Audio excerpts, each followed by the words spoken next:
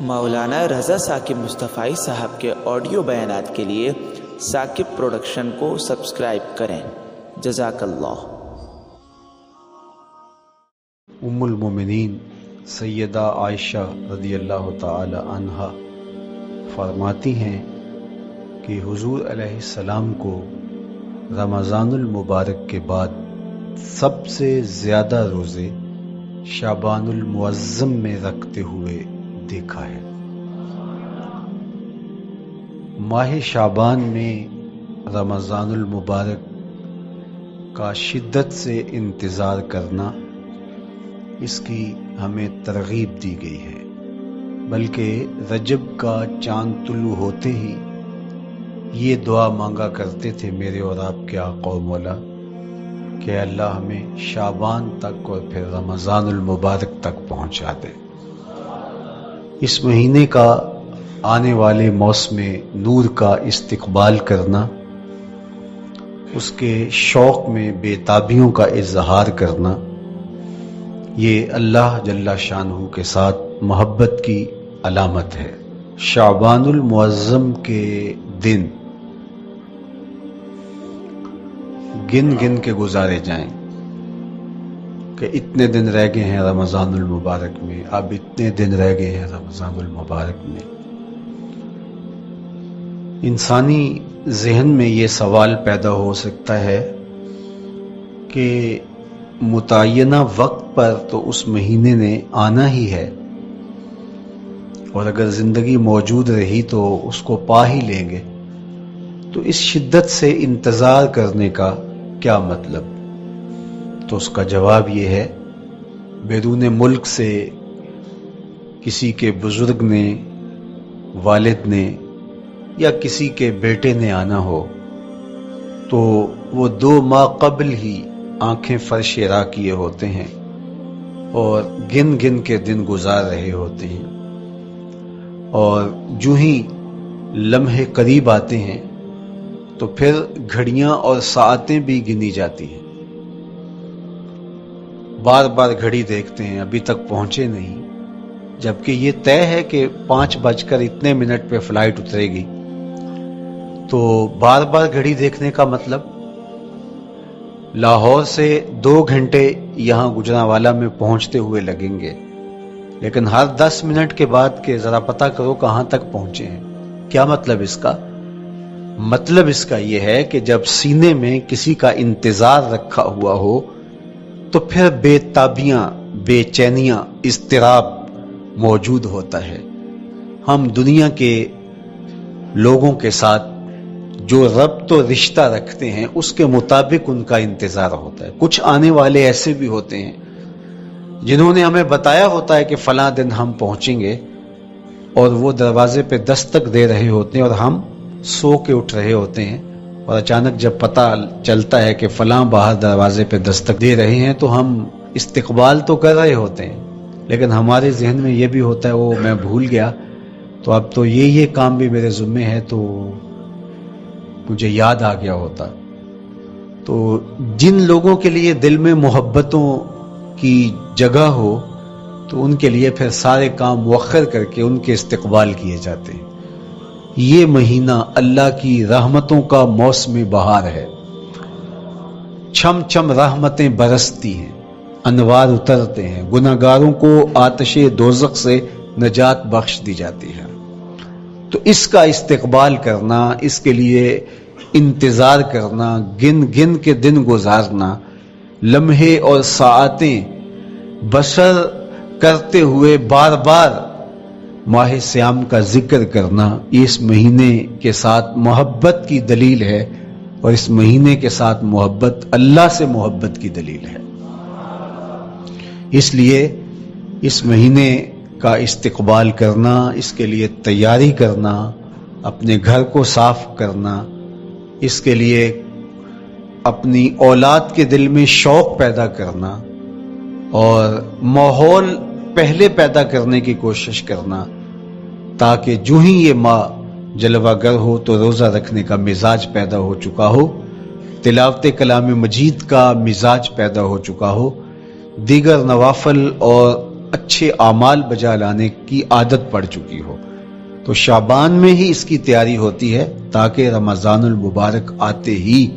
ہم پوری طرح سے مستعد اور فعال ہو کر کے اس مہینے کی برکتوں کو سمیٹ لیں۔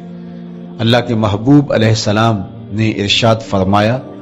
کہ جب ماہ صیام آتا ہے فتحت ابواب الجنہ، تو جنت کے 8 دروازے کھول دیے جاتے ہیں۔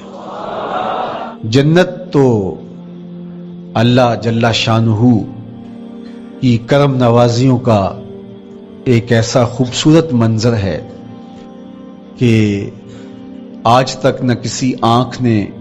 اس کو دیکھا، نہ کسی کان نے سنا، اور نہ اس کا کوئی تصور کر سکتا ہے، ایسی خوبصورت بنائی ہے۔ وہاں کی ہوائیں جب چلتی ہیں تو گرد نہیں اڑتا، کستوری اڑتی ہے۔ وہاں دودھ کی، شہد کی، مائع معین، کوثر، سلسبیل کی نہریں بہتی ہیں، موتی زمرد کے محلات بنے ہوئے ہیں۔ وہ خوبصورت محل اور وہ خوبصورت جنت کا ماحول، لیکن اس کے باوجود اس خوبصورت جنت کو، مرصع جنت کو، نظیف ترین بقعۂ رحمت کو 11 ماہ تک رنگ و روغن کیا جاتا ہے رمضان المبارک کے استقبال کے لیے، اور جب یہ مہینہ آتا ہے تو اس کے دروازے کھول دیے جاتے ہیں، اور جنت کے 8 دروازوں میں سے ایک دروازے کا نام باب الریان رکھا گیا ہے، جو صرف روزہ داروں کے اعزاز و تکریم کے لیے ہے۔ روزہ دار اس دروازے سے گزر کے جنت جاتے ہیں۔ تو آپ اندازہ کیجئے کہ اللہ نے اس ماہ مبارک کو کیا عزت دی ہے، کیا پروٹوکول دیا ہے، کیا تکریم بخشی ہے کہ نبیوں کا امام، امام المرسلین، خاتم الانبیاء، محبوب خدا اس مہینے کے لیے منتظر رہتے کہ یہ مہینہ آنے والا ہے، یہ مہینہ آنے والا ہے۔ حضرت سیدنا سلمان فارسی رضی اللہ تعالی عنہ فرماتے ہیں کہ شعبان کی آخری تاریخ کو حضور نے ایک خطبہ ارشاد کیا۔ بعض علماء نے کہا کہ یہ شعبان کا آخری جمعہ تھا، یا ہو سکتا ہے کہ آخری جمعہ 29 شعبان کو ہی ہو۔ تو رمضان المبارک سے قبل حضور نے یہ خطبہ ارشاد کیا جو مختلف کتب احادیث میں موجود ہے۔ یا ایھا الناس، اے لوگو، قد اظلکم شہر عظیم، اللہ نے تمہارے اوپر ایک بہت پاکیزہ، پر نور، عالی مرتبت مہینہ سایہ فگن کر دیا ہے۔ شہر فیہ لیلۃ خیر من الف شہر، اس مہینے میں ایک ایسی رات ہے جو 1000 مہینے سے بہتر ہے۔ جعل اللہ صیامہ فریدہ وقیام لیلۃ تطوع، اس مہینے کے دن کے روزے فرض قرار دیے گئے اور راتوں کا قیام نفل بنایا گیا۔ تراویح کی صورت کے اندر راتوں کے قیام کا ماحول پیدا ہوتا ہے، صلاۃ اللیل پڑھی جاتی ہے، نوافل پڑھے جاتے ہیں کثرت کے ساتھ۔ یہ اس مہینے کی شانیں ہیں، یہ اس مہینے کی رونقیں ہیں۔ اس مہینے میں اللہ تعالیٰ نے خاص کرم نوازیاں عطا کی ہیں اہل ایمان کو۔ وَمَن تَقَرَّبَ فِيهِ بِخَصْلَةٍ مِّنَ الْخَيْرِ كَانَ كَمَنْ أَدَّى فَرِيضَةً فِيمَا سَوَاهُ، ایک نفل کا ثواب ایک فرض کے برابر اس مہینے میں کر دیا جاتا ہے۔ وَمَنْ أَدَّى فَرِيضَةً كَانَ كَمَنْ أَدَّى 70 فَرِيضَةً فِيمَا سَوَاهُ، اور اگر کوئی ایک فرض ادا کرتا ہے تو اس کو 70 فرائض کا ثواب ملتا ہے۔ اس قدر نیکیوں کا اجر بڑھا دیا جاتا ہے، ان کی قیمت بڑھا دی جاتی ہے اس مہینے میں۔ اور پھر ارشاد فرمایا وَهُوَ شَهْرُ الصَّبْرِ، یہ صبر کا مہینہ ہے۔ ہونے کے باوجود بھی انسان تناول نہیں کرتا، ٹھنڈا میٹھا مشروب میسر ہے اور زبان کانٹا بن گئی، حلق خشک ہو گیا، لیکن اس کے باوجود بھی ایک گھونٹ حلق سے نیچے اتارنے کا روادار نہیں ہوتا۔ وضو کرتے بھی احتیاط کرتا ہے کوئی قطرہ آب حلق سے نیچے نہ ٹپک جائے۔ تو یہ صبر سکھاتا ہے، جب ہو بھی تو انسان اس سے گریز کرے، تو جب ہوگا نہیں تو پھر انسان صبر کا عادی بن جاتا ہے، تو یہ صبر کی عادت ڈالتا ہے، یہ شہر الصبر ہے۔ پھر فرمایا والصبر ثوابہ الجنہ، اور سنو صبر کا ثواب جنت ہے۔ جو شخص صابر ہوتا ہے اس کا صلہ جنت کی صورت میں عطا کیا جائے گا۔ وشہر المواسات، اور یہ ہمدردی کا مہینہ ہے، باہمی پیار کا مہینہ ہے، الفتیں بانٹنے کا مہینہ ہے، نرم دلی کا مہینہ ہے، ایک دوسرے کے احساس کا مہینہ ہے۔ جب کوئی شخص بھوک اور پیاس کاٹتا ہے تو اس کو پھر محسوس ہوتا ہے، بالخصوص امرا، کہ بھوک کیا بلا ہوتی ہے، اور جو نان شبینہ کو ترستے ہیں اور جنہیں کھانا میسر نہیں آتا ان کی زندگیاں کتنی تلخ ہوتی ہیں۔ تو بھوک اور پیاس احساس پیدا کرتی ہے ان لوگوں کا کہ جو اللہ کی دی ہوئی نعمتوں سے محروم ہیں۔ تو اس لیے یہ ایک قسم کا رحم دلی کا مہینہ ہے، پیار بانٹنے کا مہینہ ہے، یہ الفتیں تقسیم کرنے کا مہینہ ہے۔ وَشَهْرٌ يُزَادُ فِيهِ رِزْقُ الْمُؤْمِنِ، اور یہ ایسا مبارک مہینہ ہے جس میں مومن کا رزق بڑھا دیا جاتا ہے۔ روزہ کھانا بچانے کے لیے یہ اخراجات کم کرنے کے لیے نہیں ہے، بلکہ اس میں آپ کا رزق اور بڑھ جاتا ہے۔ ایسی ایسی نعمتیں کھانے کو ان لوگوں کو بھی نصیب ہو جاتی ہیں عام دنوں میں جو ان کا مقصوم نہیں ہوتی۔ دسترخوان لگتے ہیں، افطاریاں ہوتی ہیں، سحری کے لمحات ہوتے ہیں، کوئی کسی کو ویسے کھانا کھلائے تو اس دسترخوان پہ کھانے کے لیے آنا اس کا اور رنگ ہوتا ہے۔ لیکن افطار کا دسترخوان جب بچھتا ہے اور لوگ جب اس کے اوپر آتے ہیں، امیر بھی آتے ہیں، غریب بھی آتے ہیں، تو اللہ کی دی ہوئی نعمتیں جو دسترخوان پہ پڑی ہوتی ہیں ان کو اٹھاتے ہیں، کام و دہن کی تسکین کا سامان کرتے ہیں، عزت نفس بھی مجروح نہیں ہوتی اور طرح طرح کی نعمتیں کھانا بھی دستیاب ہو جاتی ہیں۔ تو یہ ایک مہینہ ہے مواسات کا، اس میں رزق بڑھ جاتا ہے، غرباء تک بھی اللہ کی نعمتیں وہ پہنچتی ہیں جو عام دنوں میں ان کو میسر نہیں ہوتی، اور امراء بھی نعمتوں کا لطف لیتے ہیں، نعمتوں کا مزہ انہیں آتا ہے، اس لیے کہ بھوک کاٹنے کے بعد جب ان کو نعمت میسر آتی ہے تو پھر انہیں احساس ہوتا ہے۔ جو شخص ہر وقت سیراب رہتا ہے تو اس کو کیا پتا کہ شدید بھوک کے بعد کھانے کا لطف کیا ہوتا ہے،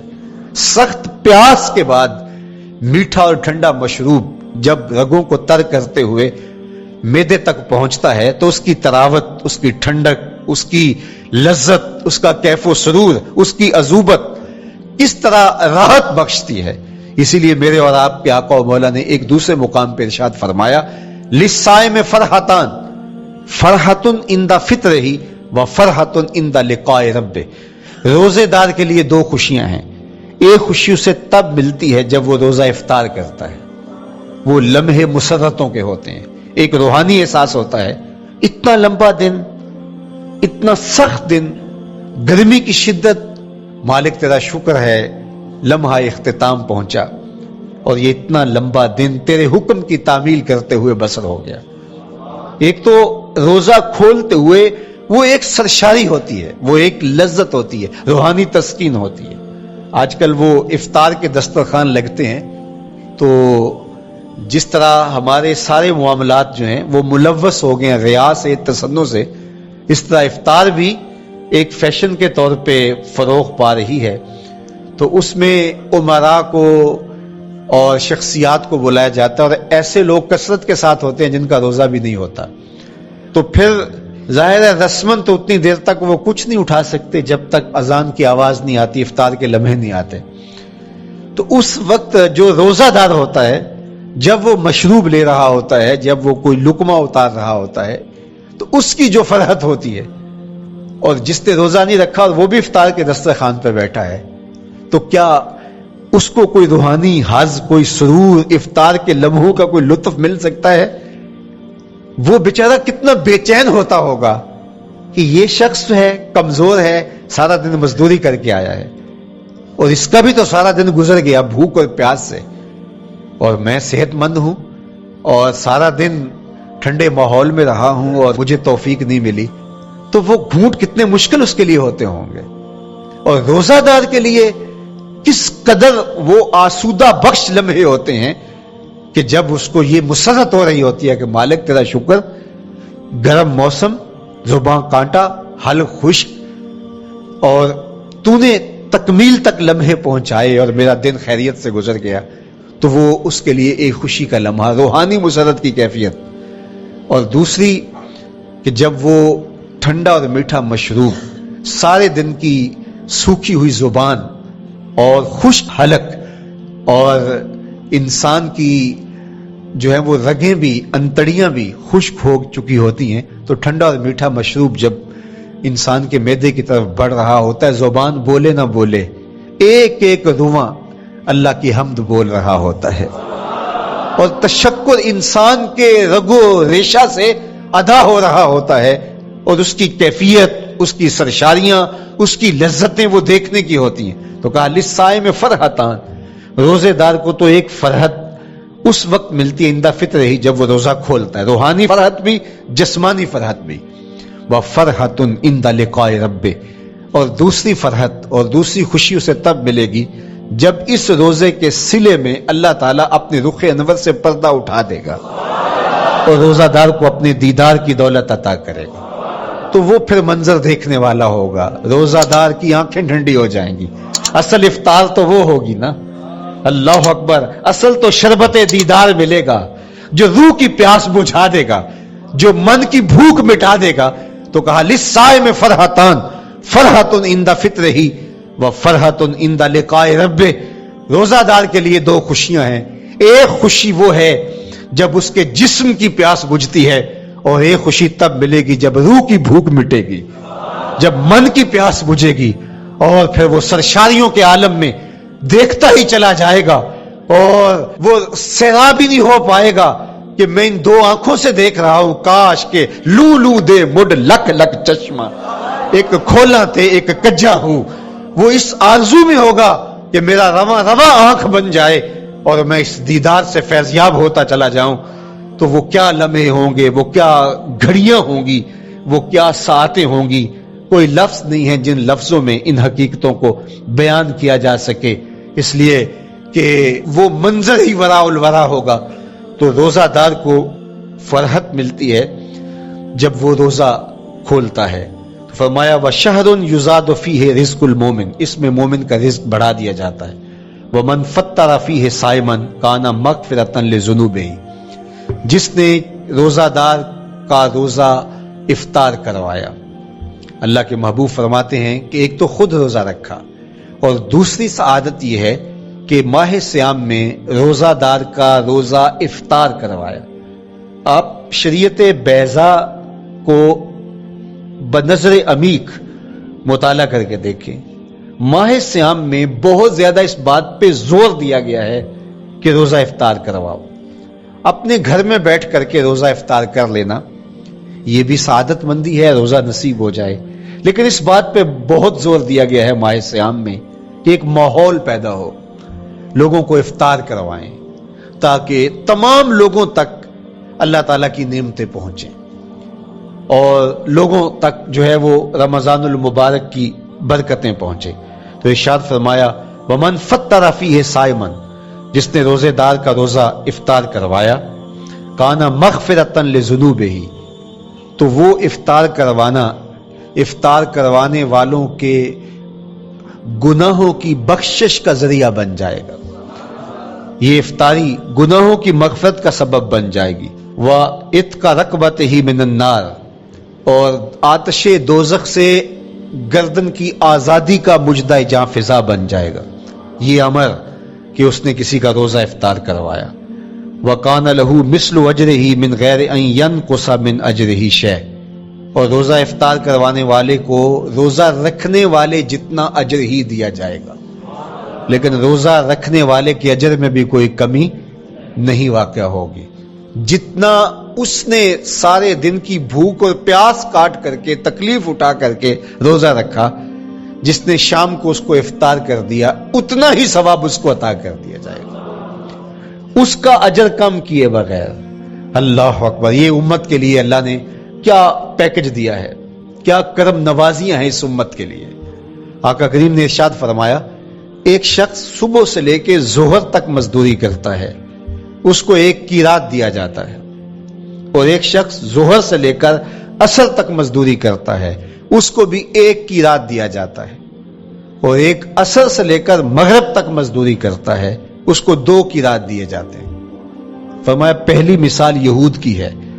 دوسری مثال نصارہ کی ہے، اور تیسری مثال میری امت کی ہے۔ یہودیوں نے اور عیسائیوں نے اس پہ اعتراض کیا کہ ہمارا اجر کیوں تھوڑا ہے، تو میرے اور آپ کے آقا و مولا نے فرمایا تمہارا تھوڑا نہیں، ہمارا زیادہ ہے۔ آج کل اگر 1000 روپیہ مزدوری چلتی ہو مزدور کی، تو کوئی شخص صبح سے شام تک ایک شخص سے مزدوری کروائے اور 1000 روپیہ دے دے، اور دوپہر کو اڈے سے جا کے ایک مزدور اور لے آئے، شام کو اس کو بھی 1000 روپیہ دے آئے، اور ایک شخص کو عصر کے وقت لائے اس کو 2000 روپیہ دے دے، تو 1000 والا کہے کہ میرے سے زیادتی ہوئی ہے، تو اس سے زیادتی تو نہیں ہوئی، اسے تو پوری مزدوری دی گئی ہے۔ اب اس پہ مہربانی ہوئی ہے، اس پہ رحمت ہوئی ہے، تو کہا یہود اور نصارہ کی یہ مثال ہے، ایک صبح سے ظہر تک مزدوری کرے اس کو 1 قیراط، ایک ظہر سے عصر تک مزدوری کرے اس کو بھی 1 قیراط، اور تیسرا بہت تھوڑا وقت عصر سے مغرب تک مزدوری کرے اس کو 2 قیراط۔ کہا یہ امت محمدیہ علی صاحب الصلوات کو دیا گیا نور ہے۔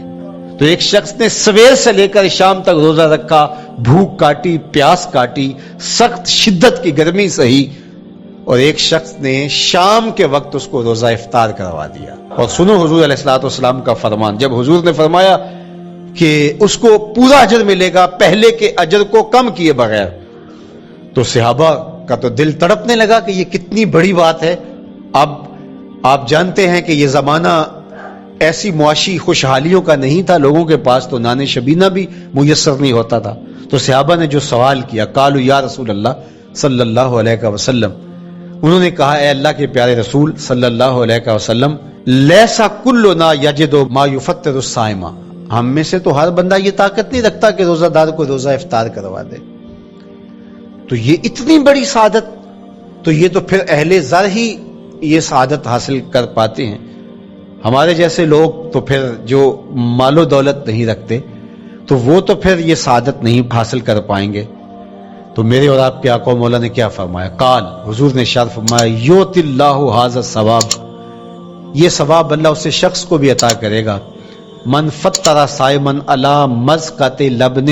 او تمرۃ او شربۃ من ماء، فرمایا کہ یہ اجر اللہ اس کو بھی عطا کرے گا جس نے کسی کا روزہ 1 گھونٹ دودھ سے کھلوا دیا، یا 1 کھجور سے کھلوا دیا، یا پانی کے 1 گھونٹ سے اس کا روزہ افطار کروا دیا۔ لازمی نہیں ہے کہ دسترخوان سجا ہو، انواع اقسام کے کھانے پڑے ہوں اور وہ افطاری ہی افطاری قرار پائے گی۔ جس نے کسی کو وہاں باہر ٹوٹیوں سے پانی کا گلاس بھر کے، کٹورا بھر کے سادہ پانی بھی پیش کر دیا تو اس کو بھی ثواب مل جائے گا۔ کتنا ثواب ملے گا؟ پورا روزہ رکھنے کا ثواب اس کو ملے گا۔ کتنی رحمتوں کی لوٹ سیل لگی ہے، کوئی ایسے بھی بانٹتا ہے، کوئی ایسے بھی کرم نوازیاں ہوتی ہیں، لیکن میرے رب کے خزانے کتنے کھلے ہیں۔ میں نے مدینہ المنورہ میں ایک شخص کو دیکھا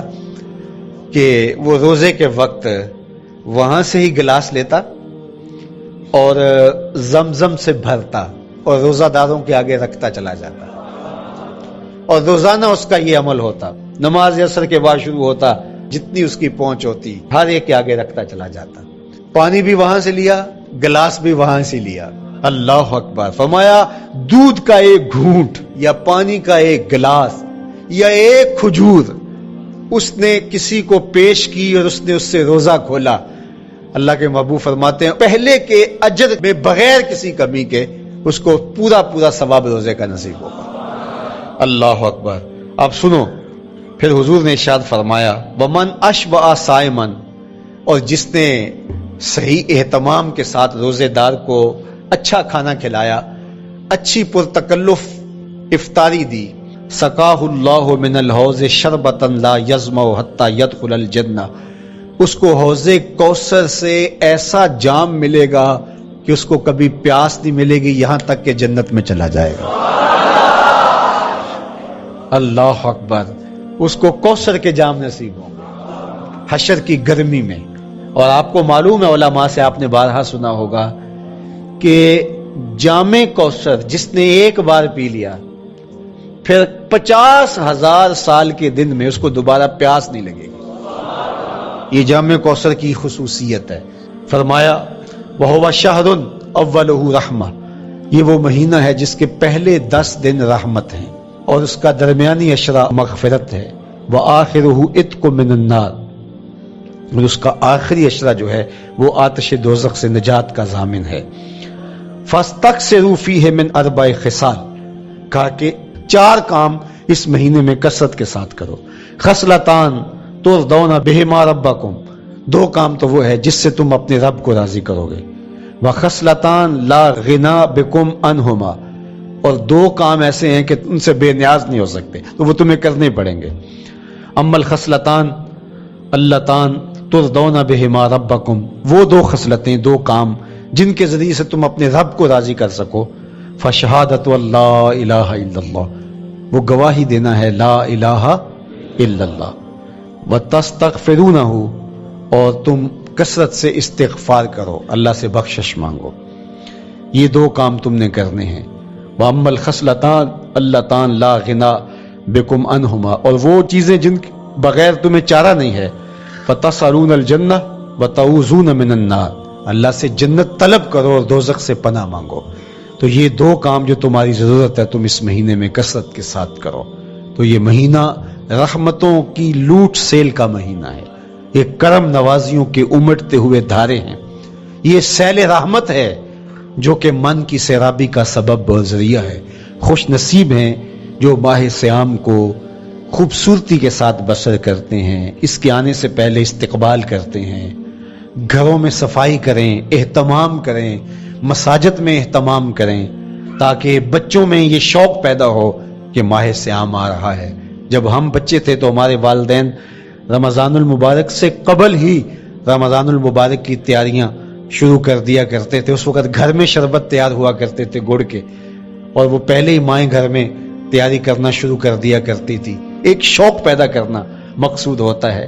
تو کچھ چیزیں ایسی ہیں کہ آرڈر لکھیں اور 1 سیکنڈ میں گھر پہنچ جائے، لیکن کچھ چیزیں